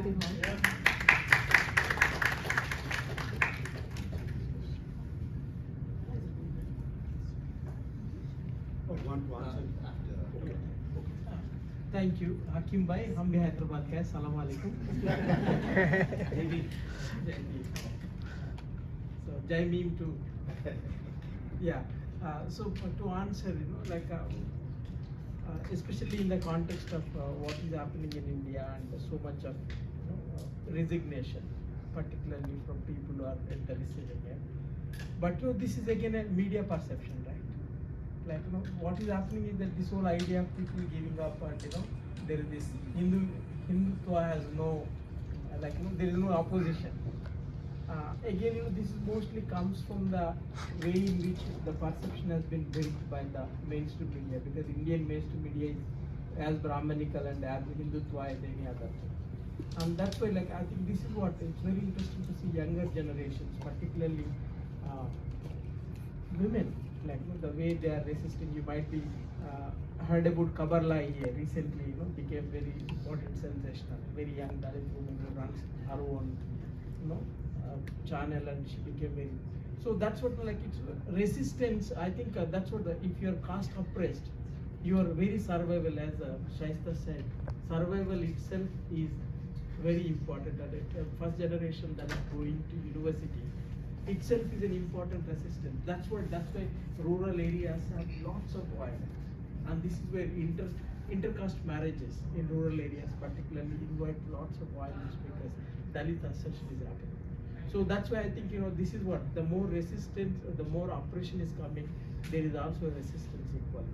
And I look at the caste histories, for example, where in which when caste histories are narrated and told, one of the important aspects about caste histories is that how you resist and survive despite everything has been done to you. That's what is important about being a Dalit and being a Muslim in India. Just to live yourself and to be able to survive there itself is the biggest resistance, because whatever Hindutva does, they can never eliminate Muslims from India. like that's impossible. They can they can do Hindu Rashtra, they can do remove Mughals from the history books. They can remove Mughals from the history book. They cannot erase Taj Mahal from the history of India. So that's what the irony of Indian history, right? Like they can do that's why very survival itself is a resistance, and that is where I think the power lies, particularly younger generation. When you speak to them, there's a lot of hope. I think that's what the electoral politics is one aspect of power, but there is also subversion of the power in many ways. And I'm sitting here and talking here today. This itself is a subversion, and it comes in many forms. And thank you. And we do have a response to your comment. Dr. Gautam has a response to your comment. Oh, I think we did. We did. And we actually, in fact, have a response even. And I'm going to pass the mic on to Dr. Gautam in just a minute here. But I'm looking around, you know what I'm doing. So you need to wave your hand if you have a question or a comment. 1 and 2. And we will come to more, but yeah, 1 and 2. But first, Dr. Gautam. Okay. It is possible nowadays by best building technologies, you can remove the bitterness. My question is, I'll just send a single sentence. See, bitterness is a property of Hitler. Similarly, caste is a property of Hinduism. So the only option is to get out of Hinduism. That's the only option. That's what Baba Sahib has done. That's it. You are not alone in feeling that way, and that's great. That was a final standpoint of Baba. For sure. No, thank you. Because whatever circus you do, whatever struggles you do, caste system will not go so long as you are in Hindu. Thank you. All right, we have 2 more questions. I'm going to pass the mic along. Just hold it close to your mouth and then say your name. And if you're directing it towards a person, that's great. If it's a general comment, that's okay also.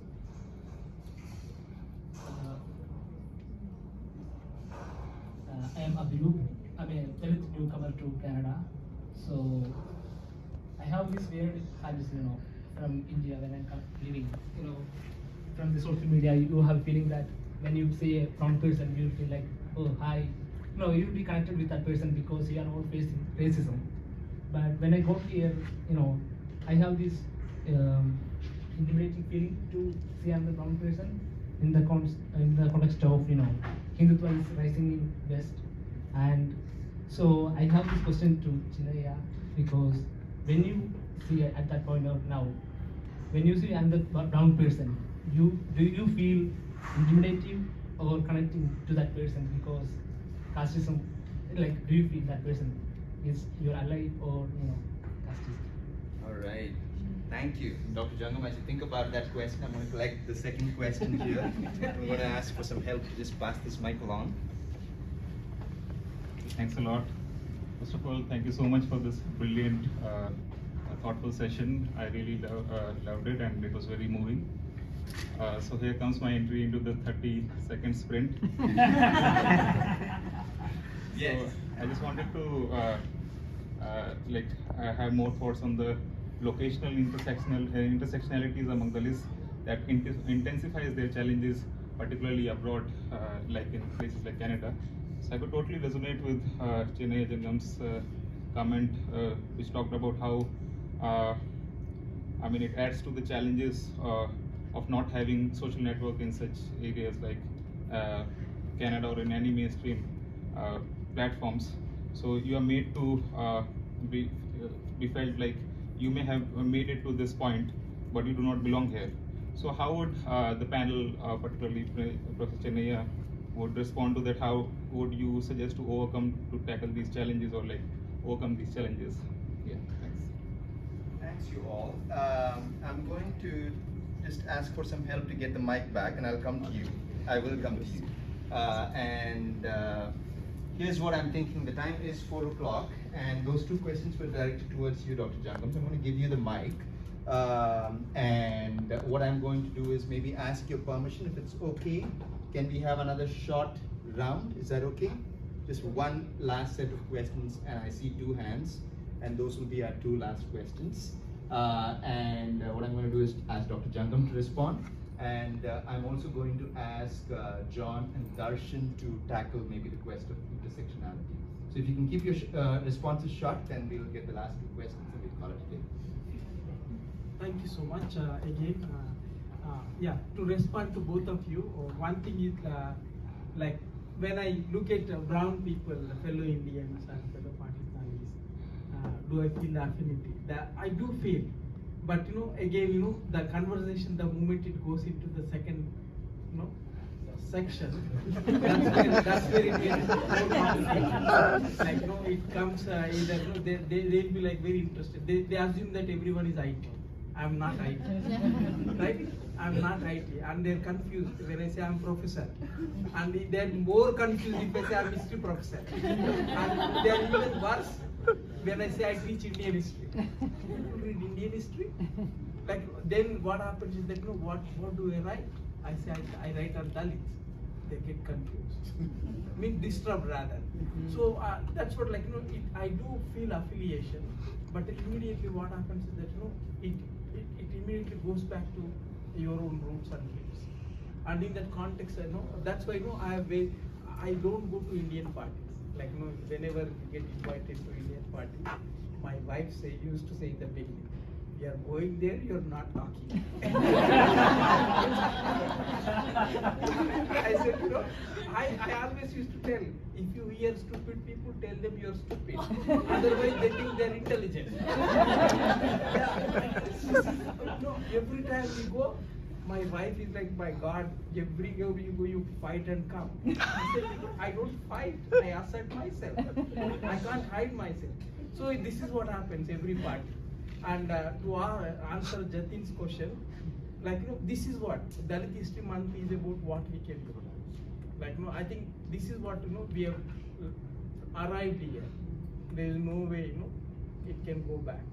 And this is what I think challenge. It's not only challenge, it's opportunity for us.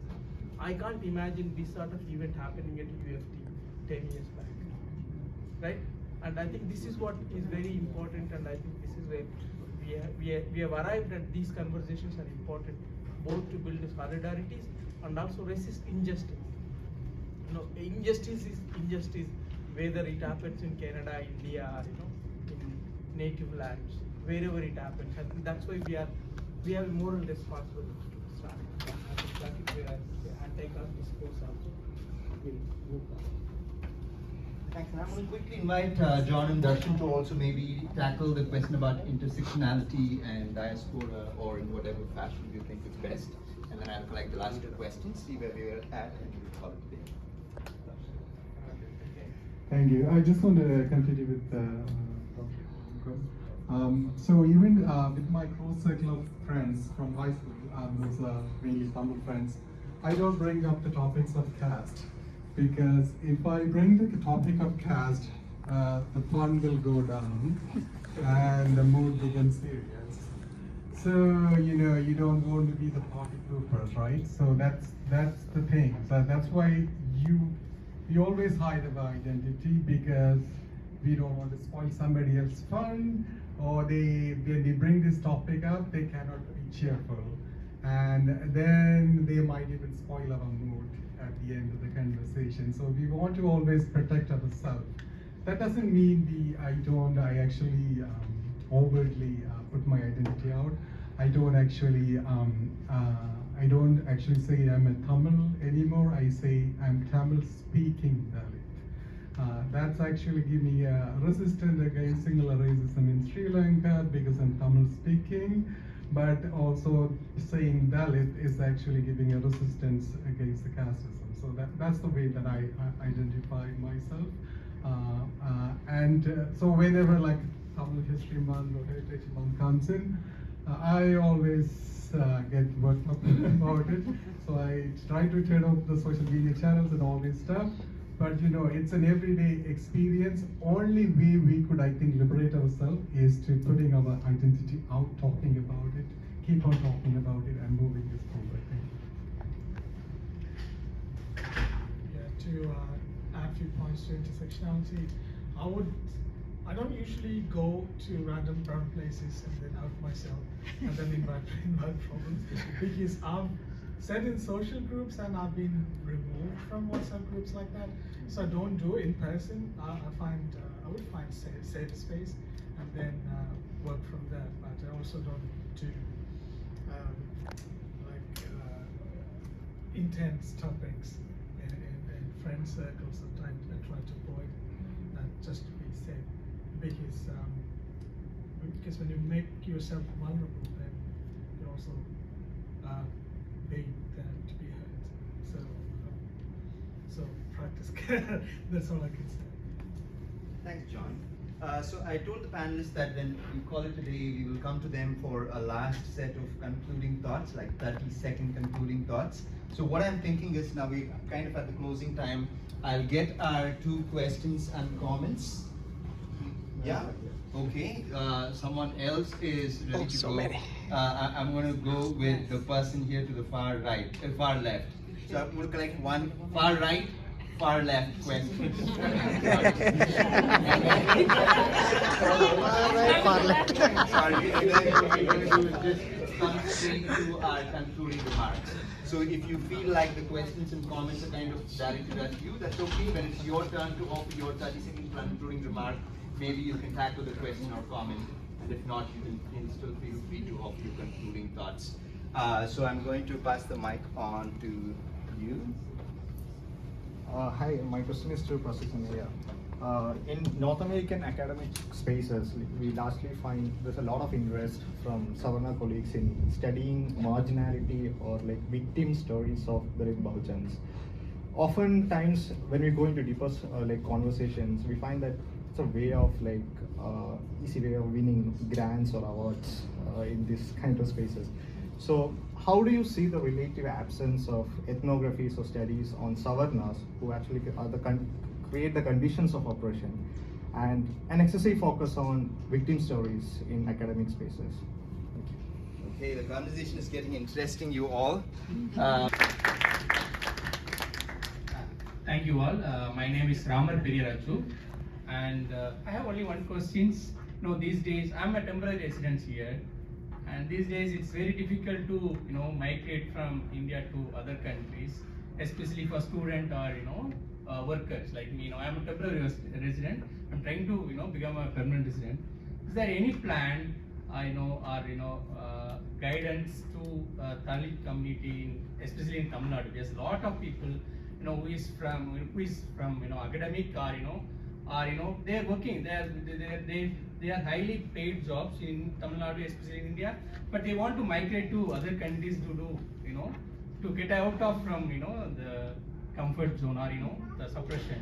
So are there any plan from SADAN to help those people, especially for Dalits? Guidance. All right, thank you everybody. Those were some very good questions and comments at the very end. And instead of going one-on-one here, I am going to actually ask us to offer our concluding thoughts in 30 seconds. And maybe if you have like a pointed response, just go for it. And then we'll pass the mic along. I'm going to start with you, Dr. Gautam.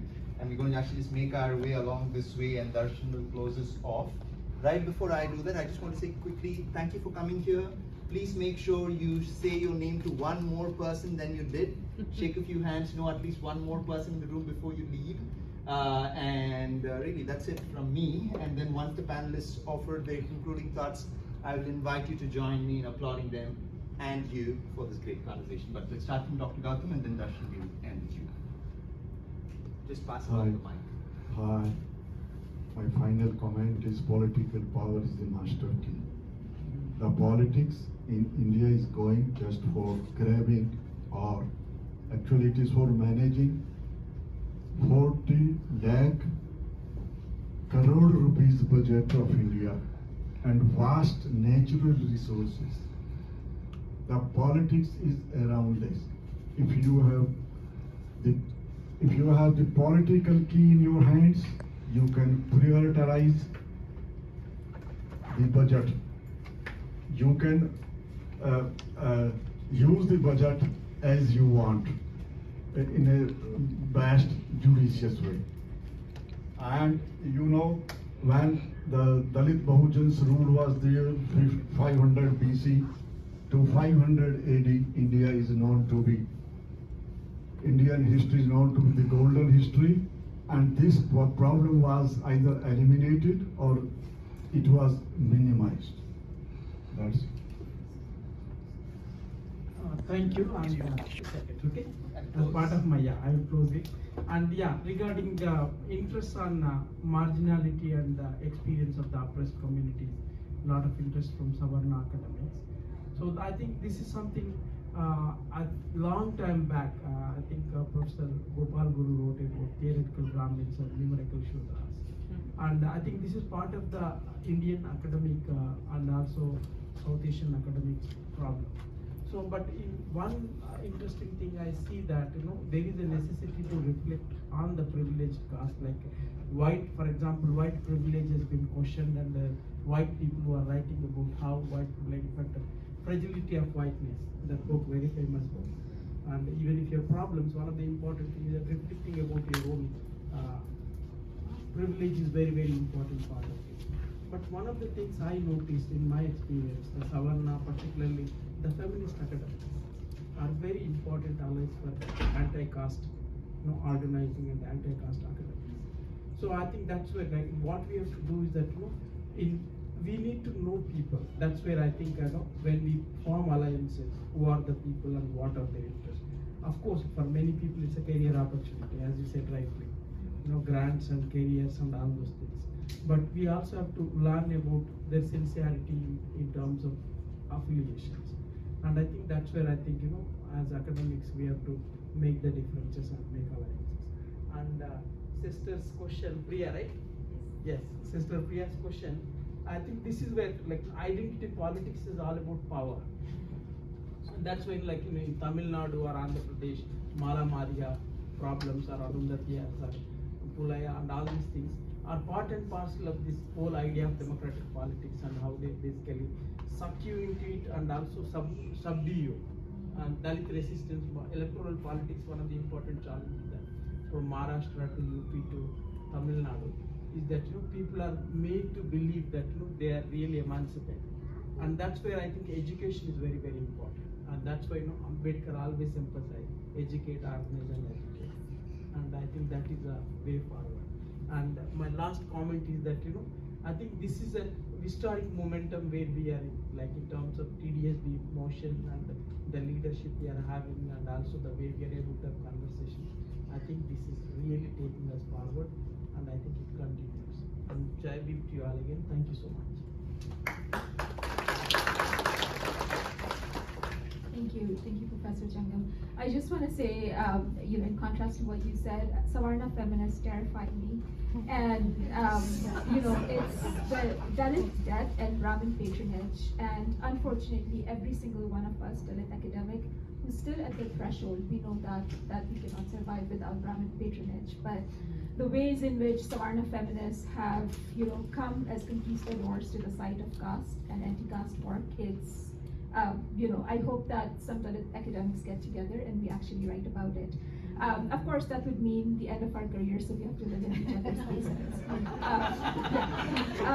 So the last thing I want to say is we are, some of us, well, actually I should say just me, but I'm so tired of seeing my own face, but we're launching a focus group or a study on caste in Pakistani diaspora. So if you're interested, please do email me, which is my last name _shaista@yahoo.com.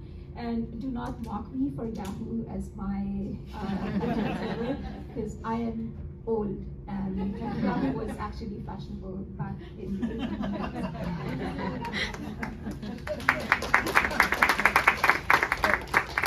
Thank you, Alma. To me, this is like Dalit pride. It's like a rainbow with many shades of blue. That's how I see it. So, I'd like to remind you that Dalit liberation isn't complete with queer liberation, and vice versa. Queer liberation isn't complete with Dalit liberation. And as progressive people, we need to decolonize ourselves, de-Brahminize ourselves, and think again. And we need to be more inclusive than the other progressive groups. That makes a huge difference. And another thing I wanted to add is we cannot forget the struggles and the work of trans and non-binary people behind this. we are just faces. There are trans and non-binary lives and bodies and work, hours and hours of work behind this. So, so we cannot forget the work. Pride is product of trans and non-binary labor. So is Dalit liberation. So we cannot forget them.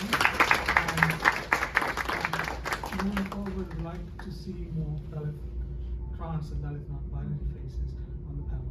And that's my plea. And thanks for this opportunity. Thank you very much. Finally, I just want to make 2 points. One of them is about casteism. Caste doesn't always express itself through the same form. So as the times goes, it changes its forms, it modifies itself. So we are always have to keenly observe and identify the casteist aspect of any art practices. As Yalini mentioned earlier, something was co-opted by Brahmins and changed into a Bharatanatyam. Nowadays, parade, which we had it today, was co-opted by the dominant caste, especially from Sri Lanka, Vallalas, India, all the caste, powerful caste, appropriating this and branding as a Tamil art. At the core of these things, what we have to see is that every time a dominant caste people enjoy the life at the expense of Dalits' lives. And that's what matters. Whenever this is happening, please do call out. And the final point that I want to make is that divide and conquer was discovered by castists before colonialists invented this tool. So unless we get together and fight against casteism, I don't think any of us will be liberated from this. Thank you. On that note, I want to invite you to maybe give another round of applause to all of us.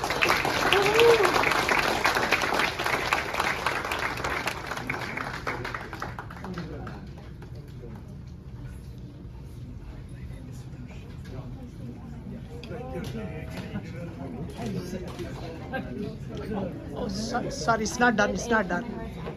It's not.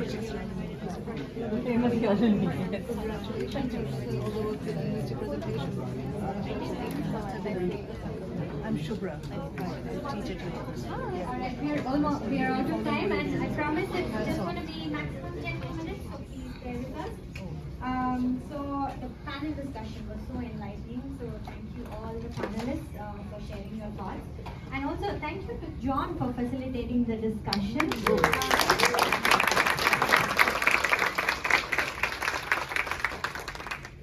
We really didn't actually got to introduce John before he started the panel discussion, so I would like to say a few words about John.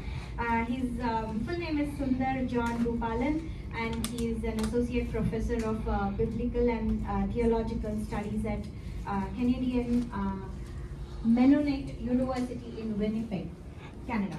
And he's a Dalit theologist and an interdisciplinary writer and researcher. Dr. Bhupalan is expertise is in the areas of political theologies and ethics, with personal emphasis on the areas of Dalit Christianity and redress of structural or systemic wrongdoing. Now I'd like to call Vaishali to say a few words.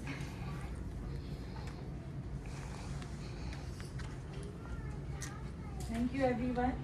It was very interesting session. You were a very good moderator. We really enjoyed it. Thank you.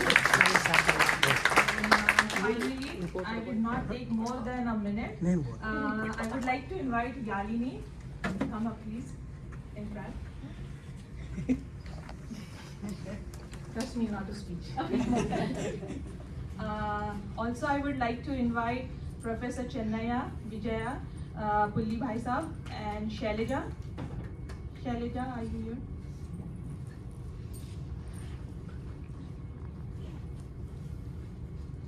We would like to honor you with a small token of love.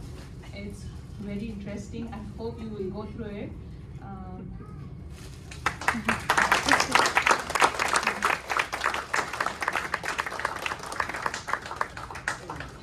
Wow. There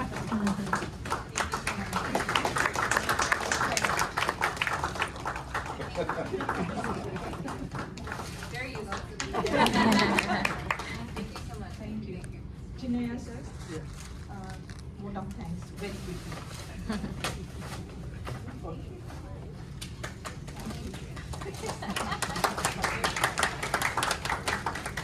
And again, to conclude the event, and I would like to say thanks to University of Toronto, particularly Ajay Rao and Bhavani, Malvika and Sudarshan and many other friends like Aparna, everyone who helped us in terms of helping this event to be organized, and also Queen University and Shailaja for our initiatives.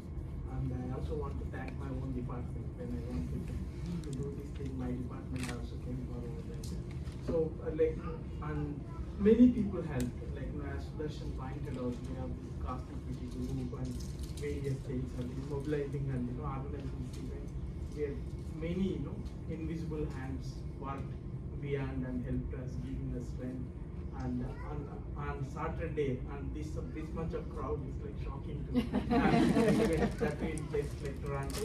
And thank you all for your time and gift of your time, and also for all the support. And I hope we will walk together and fight together against any form of injustice and resisting to